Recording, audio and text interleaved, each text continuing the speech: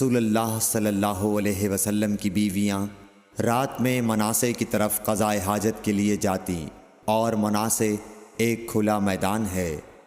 تو حضرت عمر رسول اللہ صلی اللہ علیہ وسلم سے کہا کرتے تھے کہ اپنی بیویوں کو پردہ کرائیے، مگر رسول اللہ صلی اللہ علیہ وسلم نے اس پر عمل نہیں کیا۔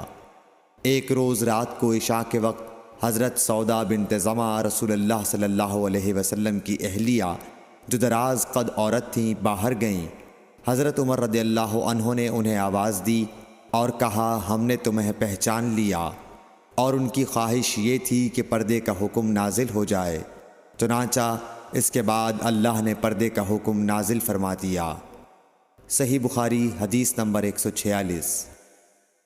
آپ صلی اللہ علیہ وسلم نے اپنی بیویوں سے فرمایا کہ تمہیں قضاء حاجت کے لیے باہر نکلنے کی اجازت ہے۔ صحیح بخاری حدیث نمبر 147۔ عبداللہ بن عمر رضی اللہ تعالی عنہ فرماتے ہیں کہ ایک دن میں اپنی بہن اور رسول اللہ صلی اللہ علیہ وسلم کی اہلیہ محترمہ حفصہ کے مکان کی چھت پر اپنی کسی ضرورت سے چڑھا تو مجھے رسول اللہ صلی اللہ علیہ وسلم قضاء حاجت کرتے وقت قبلے کی طرف پشت اور شام کی طرف منہ کیے ہوئے نظر آئے۔ صحیح بخاری حدیث نمبر 148۔ عبداللہ بن عمر رضی اللہ تعالی عنہ نے خبر دی، وہ کہتے ہیں کہ ایک دن میں اپنے گھر کی چھت پر چڑھا تو مجھے رسول اللہ صلی اللہ علیہ وسلم 2 اینٹوں پر قضاء حاجت کے وقت بیت المقدس کی طرف منہ کیے ہوئے نظر آئے۔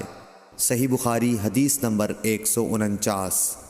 انس بن مالک رضی اللہ تعالی عنہ کہتے تھے کہ جب رسول اللہ صلی اللہ علیہ وسلم رفع حاجت کے لیے نکلتے تو میں اور ایک لڑکا اپنے ساتھ پانی کا برتن لے آتے تھے، مطلب یہ کہ اس پانی سے رسول اللہ صلی اللہ علیہ وسلم طہارت کیا کرتے تھے۔